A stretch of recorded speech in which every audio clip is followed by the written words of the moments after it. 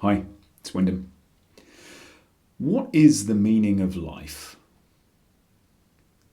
I thought I'd start with an easy one today. It's not a question that I particularly ponder very often or am fixated with. It's not something that particularly bothers me on a day-to-day, week-by-week basis. But I read a book recently by Alain de Botton, and it was called The Consolations of Philosophy.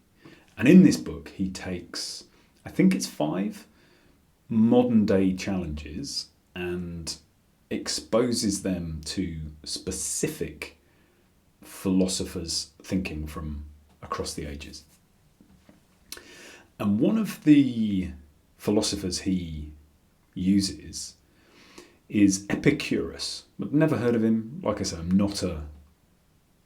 I don't fixate on these questions, and I'm not a student of philosophy, but I found it really interesting.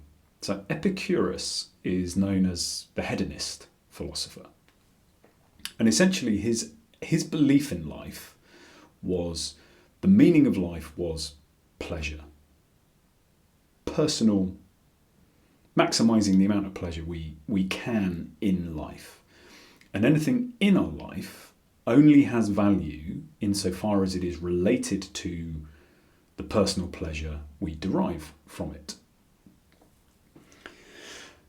And I thought this was really interesting because hedonism, as I certainly understood it, was almost overindulgence, right? It's almost like, well, you can imagine enormous banquets, you could imagine never-ending orgies, you can imagine acquisition, you can imagine opulence.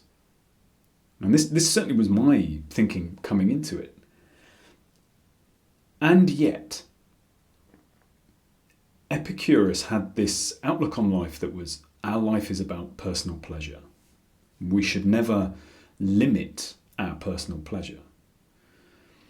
But he didn't live a life of opulence. He didn't live a life of extravagance. He didn't embrace enormous banquets and orgies and all these things. He lived a very simple life.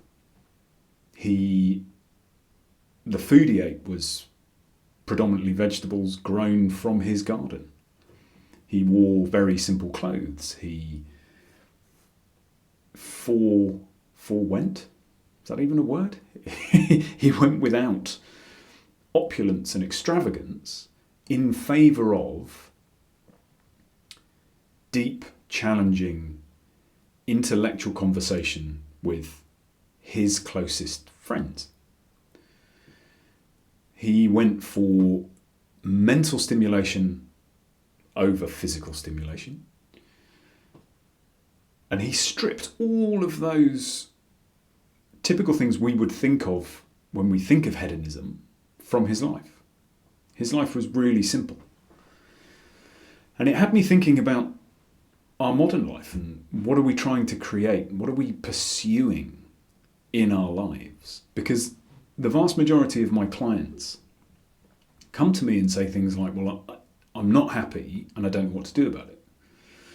And we always start from, that's the last question we ask. The doing is the last piece. We separate mechanism from meaning and we figure out what our meaning is. What are we really trying to create? Let's get much more deeply reconnected with who we are.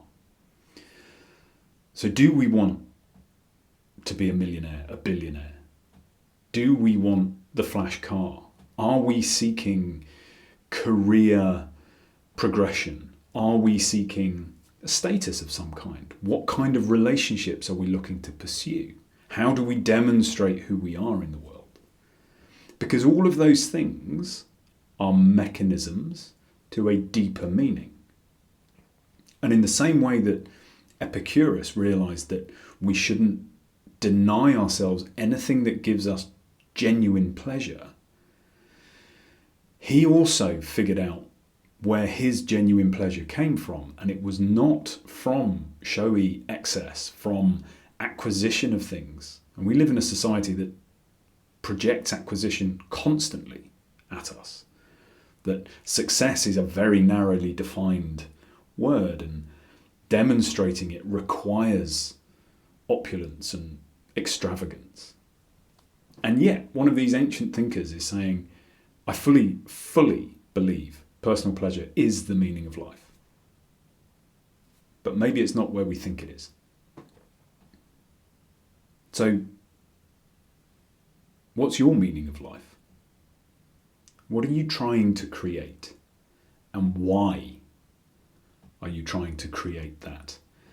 If anything that you are trying to achieve is a mechanism, we owe it to ourselves to peel the onion, to start going deeper, reconnecting who we are. What does this mechanism give me? What am I trying to create, and why am I trying to create it? Because I don't think Epicurus was too far off the mark. Why shouldn't our lives ultimately be about pleasure? And why shouldn't we get much more deeply connected with what that really means for each of us? I leave you with that. I wish you a peaceful and joyful few days, and I will speak to you soon.